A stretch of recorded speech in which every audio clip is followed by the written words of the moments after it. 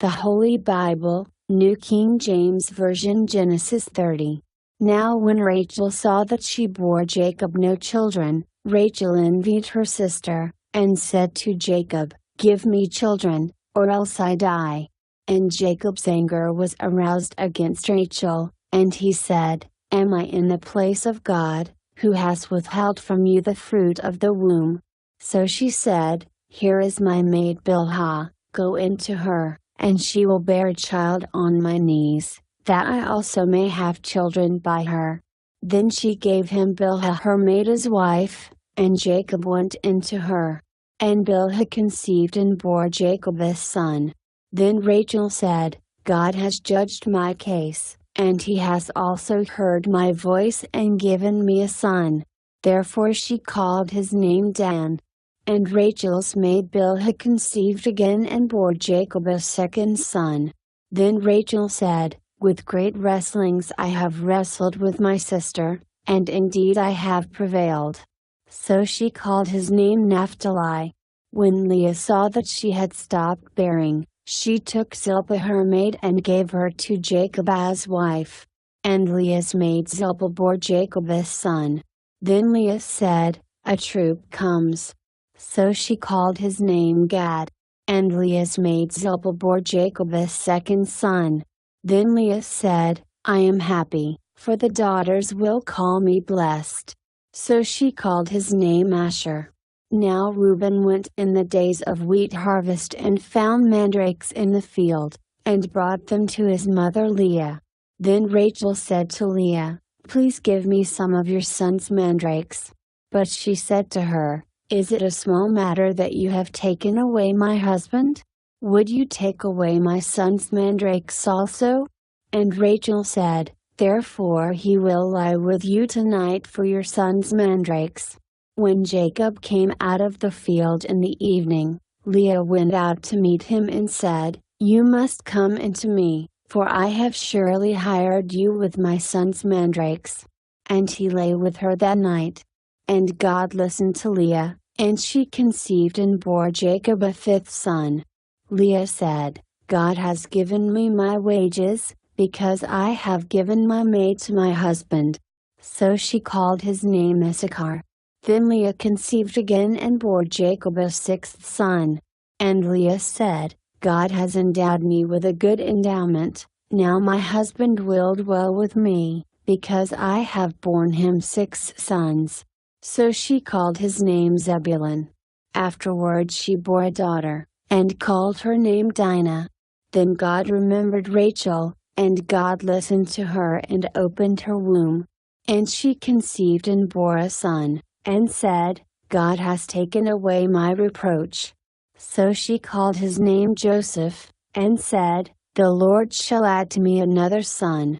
And it came to pass, when Rachel had borne Joseph, that Jacob said to Laban, "Send me away, that I may go to my own place and to my country.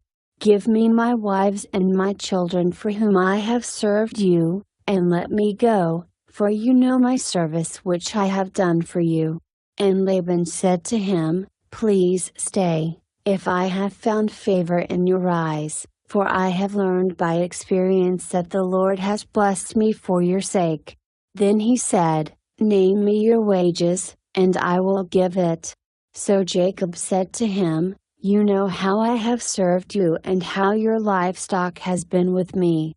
For what you had before I came was little, and it has increased to a great amount. The Lord has blessed you since my coming.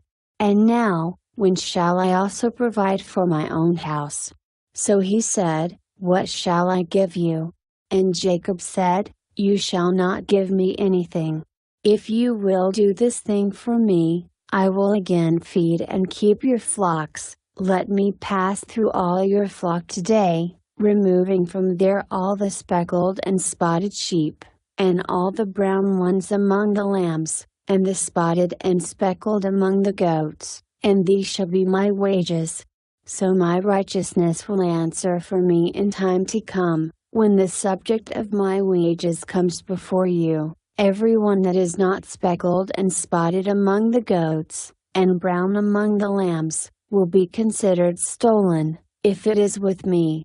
And Laban said, "Oh, that it were according to your word."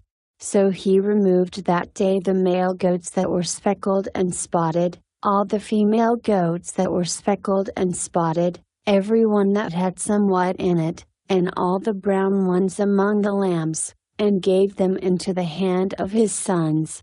Then he put 3 days' journey between himself and Jacob, and Jacob fed the rest of Laban's flocks.